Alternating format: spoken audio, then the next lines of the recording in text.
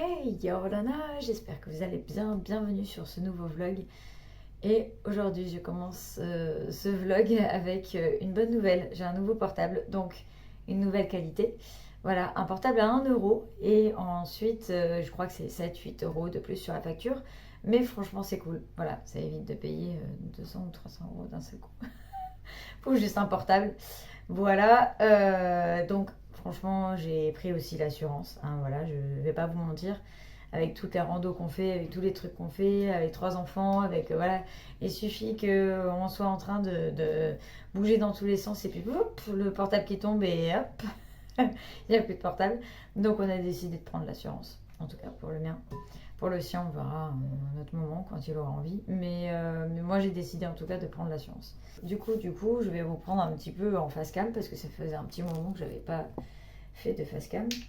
On est donc allé il y a quelques temps au gouffre de Padirac. Voilà. Ceux qui connaissent le savent. Honnêtement, c'est un lieu qui est tellement magnifique. On se sent vraiment tout petit.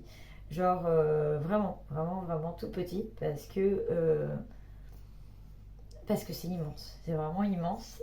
Autant à visiter, on en a sur 1 heure et demie à peu près. Autant vraiment, en fait, tout ce qu'il y a autour, c'est tellement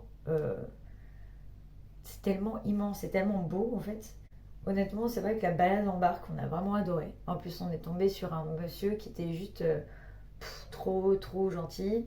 Il avait l'accent de Toulouse, l'accent qui chante, tu vois. Et franchement, enfin, c'était genre vraiment génial. Il a mis l'ambiance et tout, c'était vachement cool. Euh, et puis même, étant donné que c'était l'anniversaire de Mike, bah, du coup, les touristes qui avaient tout autour, et tout le monde qui avait tout autour, bah, ils ont chanté Joyeux anniversaire. Donc il y avait tout le monde dans la grotte qui chantait Joyeux anniversaire pour Mike. C'était trop trop mignon. Il était super impressionné et super au niveau de la gratitude, j'avoue qu'il en avait énormément. Je pense qu'il n'avait pas assez de, il avait pas assez de merci pour tous les gens qui avaient autour et qui lui souhaitaient un joyeux anniversaire et c'était trop trop bien, vraiment. Donc voilà, c'était vachement cool et il a adoré et ça faisait très très longtemps qu'il nous parlait de ça. Mais étant donné qu'il y avait eu les confinements à répétition, il y avait eu ensuite le pass sanitaire, le pass vaccinal, etc. etc. Bah, du coup, on n'a jamais pu vraiment y aller. Et le jour où c'était son anniversaire, bah, on s'est dit, ok, on va lui offrir quoi. Voilà. Parce que ça faisait très très longtemps qu'il nous demandait et du coup, on s'est dit que c'était le moment ou jamais. Voilà. Juste après, on est allé à un parc, donc je vous mets le lien du vlog juste avant, évidemment. Voilà, le lien du vlog qui est juste avant celui-ci, pour que vous puissiez voir les balades du coup. Donc on est allé voir un parc ben, je crois que c'est toujours dans le Lot, il me semble. Le Lot ou Charente, je sais plus. Euh, Où là, on a visité donc un lieu avec des dinos, dont un qui était animé, qui lui a fait un petit peu. Voilà, il avait pas peur, mais bon, il était un peu surpris, quoi. Voilà. Donc, c'était vraiment très très bien fait, genre vraiment avec le bruit, avec. Donc, il bougeait et tout, enfin voilà. Donc, il était quand même super impressionné, mais il a beaucoup aimé. Il a énormément appris. Mike est un petit garçon qui adore apprendre. Voilà. Il adore apprendre et est très curieux de beaucoup de choses. Et en fait, bah là, il a appris clairement sur tous. Voilà.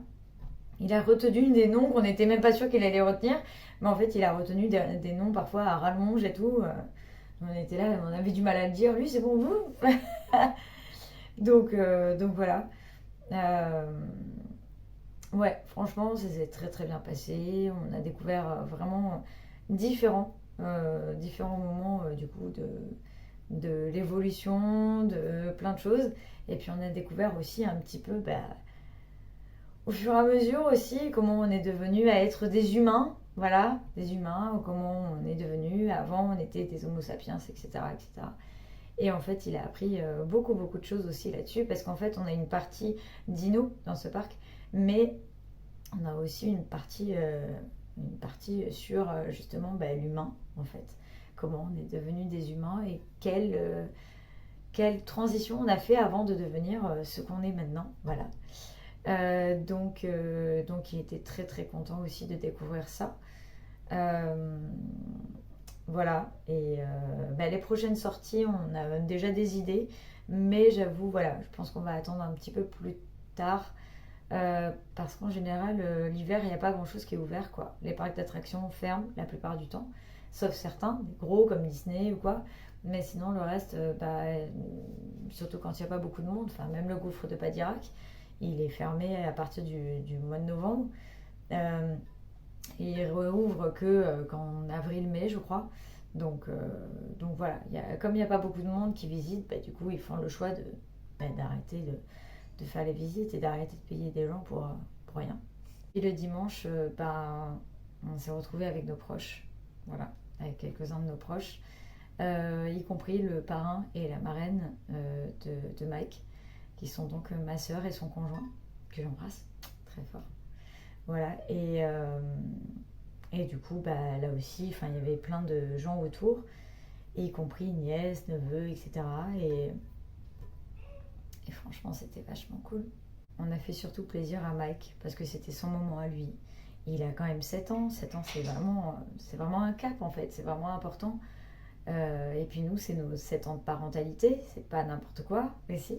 Ça fait 7 ans que pour la première fois, on est né parents, disons. Voilà. En même temps que sa naissance, il y a notre rôle de parent qui est né pour la toute première fois. On est passé de 2 à 3.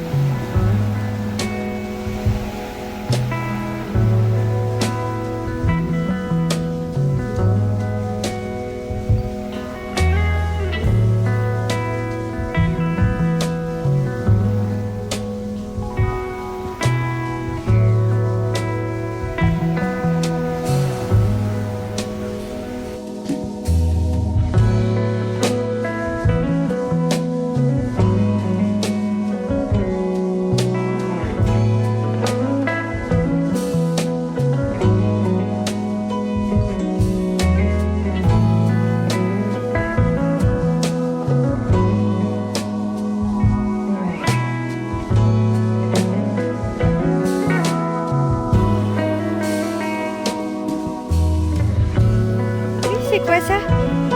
C'est des restes d'huîtres.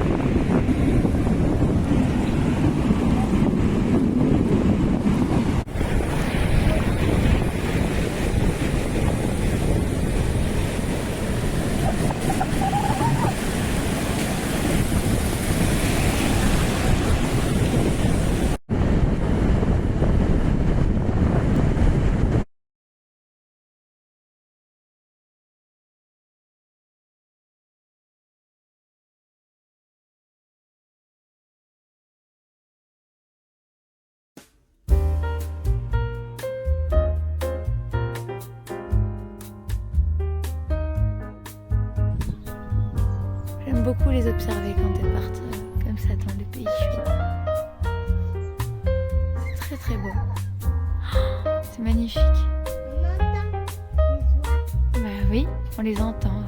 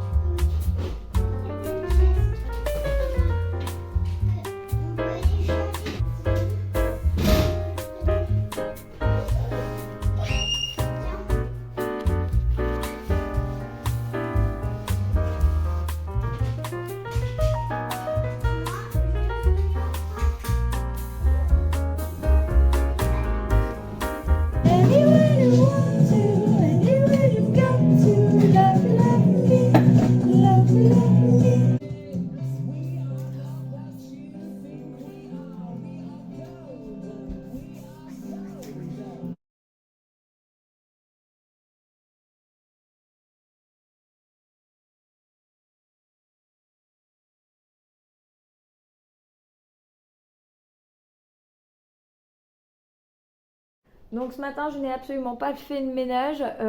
Voilà, je le ferai cet après-midi. Comme ça, la maison sera propre quand papa arrivera. Voilà. Et en attendant, ce matin, j'ai fait le montage du vlog. Et en fait, je me suis rendu compte que j'avais complètement, mais alors complètement, comment dire, raté l'explication entre les sages-femmes et les doulas. Parce qu'en fait, je vous explique. Il y a eu, il y a quelques temps, non mais ce moment papote va être assez long, donc préparez-vous, prenez un café, un truc, voilà, mettez sur pause, préparez-vous un café, un thé, parce que ça va être un petit peu long. Du coup, je disais quoi? Oui, voilà. J'avais fait en fait un petit moment où j'expliquais la différence entre les sages-femmes et les doulas, parce qu'il y a quelques semaines, il y a eu un communiqué de l'ordre des sages-femmes qui est un petit peu pourri, hein, voilà, un petit peu, même beaucoup, même, et délégitimiser, on va dire, les doulas, voilà, hein, qui a fait comprendre en gros que les sages-femmes c'était oh, tu vois, et que les doulas c'était bah, tu vois. Et en fait, il y a beaucoup de sages-femmes qui ont fait des vidéos. Ensuite, il y a eu tout un...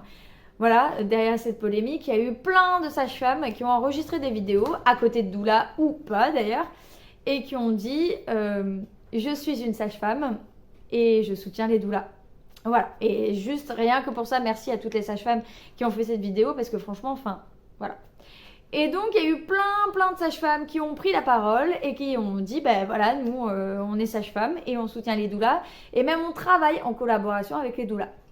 Donc, il y a encore beaucoup de sages-femmes qui ne connaissent pas encore bien le métier de la doula, mais quand même, c'est en train de changer. Je trouve, en tout cas. Même moi, dans les relations que j'ai avec les sages-femmes avec qui je bosse, franchement, ça a vachement changé. Parce que il y a une relation de confiance, de complémentarité, tu vois. On sait que l'une et l'autre, on est indispensable en fait à la mère, au couple qui va avoir le bébé ou qui espère un bébé. Voilà. Parce que moi, j'accompagne vraiment du désir de bébé, même sans être en essai, du désir de bébé jusqu'à la parentalité ou le deuil de bébé.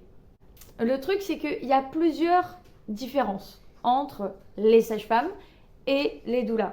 Nous, notre but, en fait, c'est de soutenir la femme, de la rassurer. Ce qui peut être aussi le cas d'une sage-femme. Mais la sage-femme, elle n'a pas 3 heures de son temps, une demi-journée, à t'accorder à toi.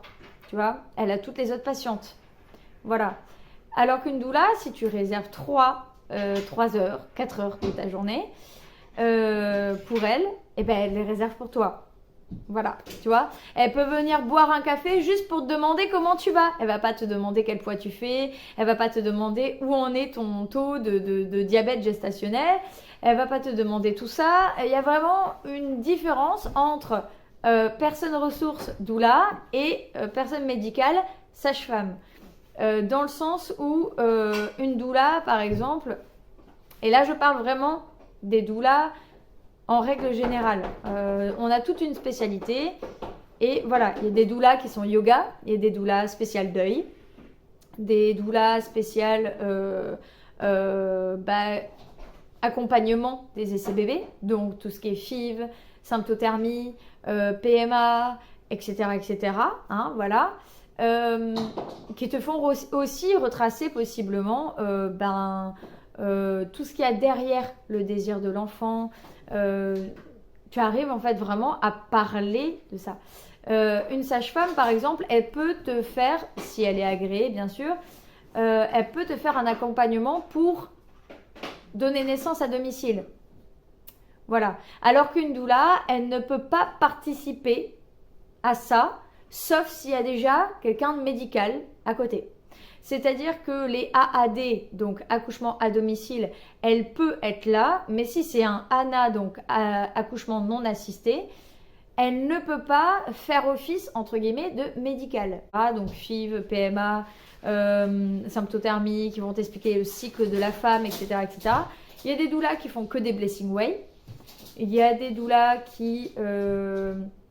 En fait, il y a énormément de types de doulas. Il y a des doulas un peu sorcières, voilà, qui fonctionnent beaucoup avec tout ce qui est ancestral, spiritualité, etc. Je les appelle les sorcières, mais c'est gentil. En fait, on s'imagine toujours la sorcière, c'est avec le nez pointu, le truc ici, le chapeau et tout. Surtout que là, on n'est pas loin d'Halloween. Enfin, on vient de passer Halloween, donc on a vu sûrement des sorcières un petit peu partout. Sauf que pour moi, le mot sorcière, c'est pas méchant, en fait, vraiment.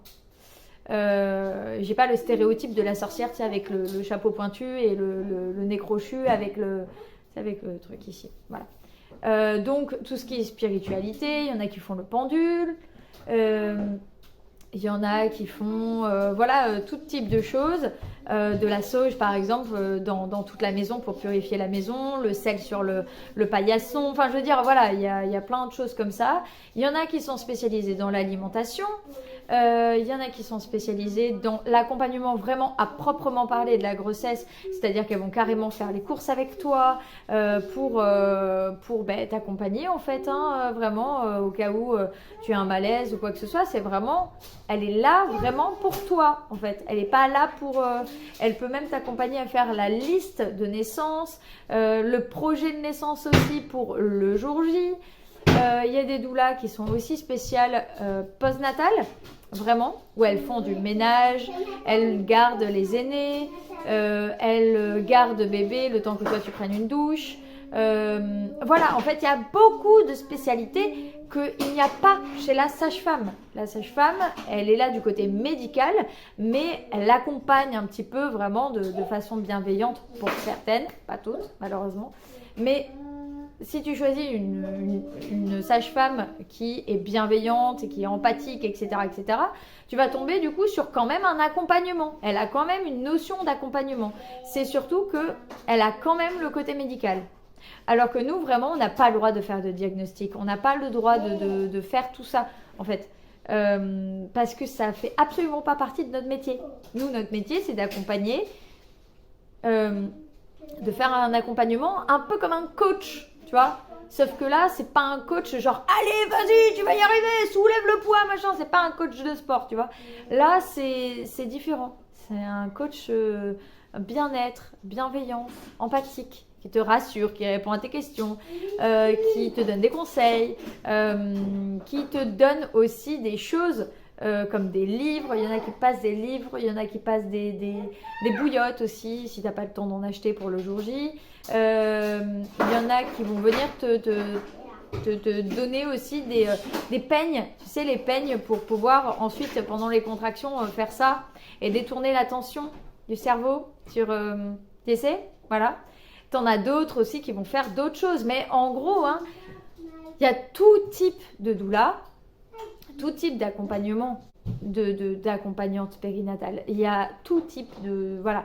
Suivant comment elle est formée, avec quel institut, si elle est formée, si elle ne l'est pas aussi.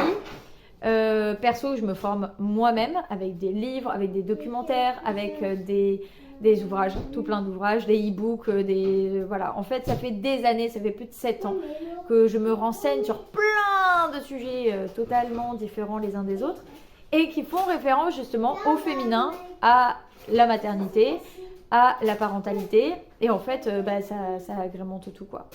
Voilà. Donc, en gros, ça fait 7 ans que je me forme en continu. Voilà, la seule chose que je vais te dire, c'est d'écouter ton cœur. Si ton cœur te dit de prendre ton bébé dans les bras, ben prends ton bébé dans les bras. Si tu as envie de rester avec ton bébé pour ne louper aucun moment et que tu as envie d'être maman au foyer, vas-y. Si tu as le besoin d'aller travailler, vas-y. Si tu as Voilà, si tu as des difficultés, entoure-toi de personnes bienveillantes qui sont pleins de bons conseils et qui t'écoutent surtout. Voilà. Pas tata Micheline qui va te dire « Ah mais oui mais faut le laisser pleurer parce que ça fait faire les poumons ». Non, pas ça s'il vous plaît. Voilà, merci. Voilà, dans tous les cas, il faut s'écouter soi-même et s'entourer de personnes autour qui t'écoutent, qui t'entendent. Voilà, qui entendent pas ce qu'ils ont envie d'entendre, qui entendent réellement tes difficultés s'il y en a, qui entendent vraiment ce que tu as envie de leur dire. Voilà, et puis il y a aussi beaucoup de gens qui ne savent pas à quel point une dame en postpartum peut être fatiguée. Voilà, ça n'a absolument rien à voir avec de la flemmardise. C'est qu'en fait, quand tu viens de donner naissance, ton corps, il vient quand même de donner la vie, tu vois. Il vient de s'écarter pour laisser passer bébé. Donc, s'il vous plaît, un petit peu de compassion. Arrêtez de demander aux femmes qui viennent, par exemple, de donner naissance, si vous pouvez venir les visiter à peine une semaine postpartum en leur disant « Est-ce que tu peux me préparer un café, s'il te plaît ?» Au pire, tu te le prépares tout seul, en fait. Voilà. Tu te prépares tout seul ton café et même, tu vas faire peut-être un petit peu de ménage. Si tu viens visiter une maman, tu l'aides, en fait. Tu participes, tu vois. Plutôt que de lui demander quelque chose, etc., etc. Si tu viens visiter une maman en postnatal, s'il te plaît, propose-lui de faire un petit brin de ménage, propose-lui de l'aider à faire quelque chose, de lui garder son bébé pendant quelques minutes, le temps qu'elle prenne une douche, tu vois. Voilà, parce qu'en général, en postpartum, t'as pas trop le temps, en fait, tout ça. Voilà. T'as pas trop le temps. Voilà. C'est très tabou, hein. Mais en règle générale, tu passes beaucoup de temps avec ton bébé et le seul moment où tu le poses, il pleure. Voilà. Donc les mamans en postpartum, surtout les premiers jours, elles n'ont pas trop le temps de penser à elles. Donc si tu peux un tout petit peu, et je te dis ça à toi qui regarde cette vidéo, s'il te plaît, si tu as une maman en postpartum dans ton entourage qui vient juste de donner naissance, ne lui propose pas un cadeau n'importe lequel, un body, elle en a déjà plein. Voilà, des peluches, elle s'en fout. Elle, ce qu'elle veut, c'est une séance de massage, c'est prendre une bonne douche, prendre le temps je sais pas, de dormir un tout petit peu. Voilà, si elle fait pas ses nuits par exemple. Voilà, si bébé ne fait pas des nuits complètes, ça serait bien de lui accorder un petit peu de temps, de lui faire un massage réflexologique des pieds par exemple, je sais pas, de lui proposer de faire la vaisselle. Ça peut être tout con, mais en fait, ça peut être cool. Voilà, toi qui as une nouvelle maman dans ton entourage qui vient de donner naissance, s'il te plaît, arrête de lui demander que sa maison soit propre, nickel. Arrête de lui demander de te faire un café. Arrête de lui mettre la pression. Aide-la, participe, tu vois, ça serait cool. Voilà. Ça, c'est mon œil de doula, hein, mais aussi mon œil de maman. Voilà. Parce qu'il y a encore beaucoup trop d'entourage qui mettent la pression aux femmes qui viennent juste de donner naissance, que la maison n'est pas... En fait, au final, quand tu viens de donner naissance, tu veux juste une seule chose, c'est te reposer, tu vois, voilà. Parce que les gens ne comprennent pas forcément. Tant qu'ils n'ont pas vécu, ils ne peuvent pas comprendre. Et même ceux qui l'ont vécu, ils sont peut-être dans la pression sociale et se disent ouais, c'est bon, enfin voilà. Mais non, en fait, voilà, il y a des femmes qui par exemple, viennent juste d'avoir une césarienne et qui n'ont absolument pas l'énergie de pouvoir faire quoi que ce soit en fait. Elles ont juste envie de rester allongées, de contempler leur bébé, d'être dans leur bulle. Et même sans césarienne, hein, d'ailleurs, tu es dans ta bulle quand tu viens d'attendre pendant 9 mois un bébé et que tu le rends compte qu'on te le pose sur toi, c'est le moment le plus magique du monde et tu as envie que ça ne s'arrête jamais en fait. J'avoue que c'est bien aussi quand tes enfants grandissent, tu vois. Tu peux leur apprendre des choses, tu peux t'émerveiller avec eux, tu peux plein de choses. Tu vois, tu redécouvres un petit peu, tu vois. Moi, avant, j'étais blasée quoi. C'était genre, ouais, ben, c'est une sauterelle quoi. Et là, je pourrais regarder pendant 10 minutes une sauterelle, juste, oh, regarde, c'est joli. Oh, regarde les petits détails, les petits trucs. Voilà, ça, c'est être maman de 3 enfants qui découvrent le monde, genre vraiment, tu vois. Il y a des enfants qui ne savent pas à quoi une vache ressemble. Moi, ils savent, parce qu'il y en a dans le village, tu vois. Et en fait, on passe notre temps vraiment à contempler la nature. Je veux dire, quand on vit en campagne, il y a vraiment ce moment où tu contemples la nature. Genre, oh, une coccinelle! Tu vois, voilà, c'est super joli, une coccinelle. Mais avant, pour moi, une coccinelle, c'était une coccinelle, quoi. Voilà. Et puis, tu réponds aux questions de ton enfant. Et en fait, ça répond à tes questions à toi d'enfant. Voilà. Genre, pourquoi le ciel, il est bleu? Pourquoi les nuages sont gris? Pourquoi il pleut, pourquoi, je sais pas, pourquoi l'herbe elle est verte, pourquoi le corps de la femme s'agrandit quand il y a un bébé, comment tel ou tel organe fonctionne, etc., etc. Non, franchement, ça apprend vraiment beaucoup de choses. Être parent, c'est redécouvrir en fait, se réémerveiller de plein de choses qu'on avait complètement oubliées quand on est adulte. Personne va me dire, oui, mais toi t'es en Montessori, du coup tu es un peu laxiste. Ne pas punir ne veut pas dire ne pas mettre de limites. Hein, voilà, je ne punis pas, je ne fais pas de chantage, je ne fais pas tout ça, mais je mets quand même des limites. Bienveillantes, c'est tout. Voilà. Bon, ah oui, dernière chose. Ça là, j'en peux plus de me voir avec ça. J'ai tellement hâte, mais alors tellement hâte, que là, ça continue à s'épaissir et qu'ensuite je puisse vraiment faire épiler mes sourcils. Parce que là, j'en peux plus. J'ai qu'une seule envie, c'est de prendre la pince à épiler et puis... Tu vois? Et ça m'énerve. Donc là, ça m'énerve. Voilà. Donc, j'ai très hâte. Très, très hâte. Je pense que je vais vous le vlogger. Mais j'ai très, très hâte que tout ça, là, ça ne fasse plus que vraiment des sourcils magnifiques et bien structurés, tu vois. Parce que jusqu'à maintenant, c'était pas super bien structuré, faut avouer. C'était, voilà, et c'était fin, et puis c'est tout, voilà. Alors que là, c'est différent. Là, j'ai vraiment envie que ça soit vraiment plus épais, plus structuré, plus joli, que ça fasse un regard magnifique, tu vois. Bon, même si mon mari n'arrête pas de me répéter toutes les 2 secondes que je suis magnifique, que je suis la plus belle du monde et que voilà...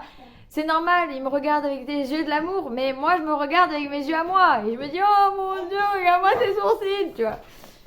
Voilà, donc c'est pas possible. Il faut vraiment que ces sourcils, ça fasse, tu vois, enfin c'est pas possible. Voilà. Donc là, ouais, c'est chiant. Non, c'est chiant. En plus, j'ai des problèmes de peau et tout. J'ai de l'eczéma qui revient. Bref, voilà, tu vois, regarde. Non, mais sans filtre, hein. Voilà. Tu vois, regarde. Là, ça, je supporte pas. Ça aussi. Voilà, ça aussi. Voilà. Tout ça, là, je ne supporte pas. C'est une catastrophe. C'est un sujet pas très important, mais je l'aborde quand même.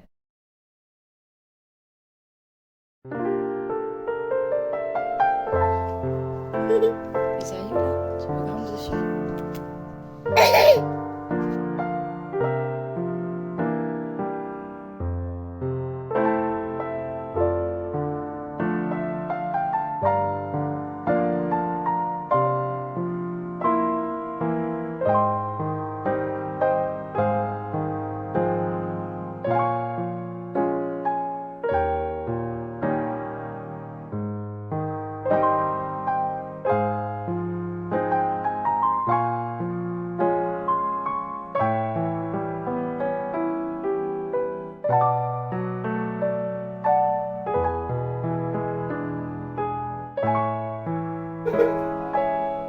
Celle-là, tu la prends, voilà, et tu la mets de l'autre côté. Mais j'en fais quoi derrière? tu prends cette mèche là, là, très loin, et tu la mets ici. Oh là là, non, non mais c'est bon, arrête. Je vais le faire directement dans la maison.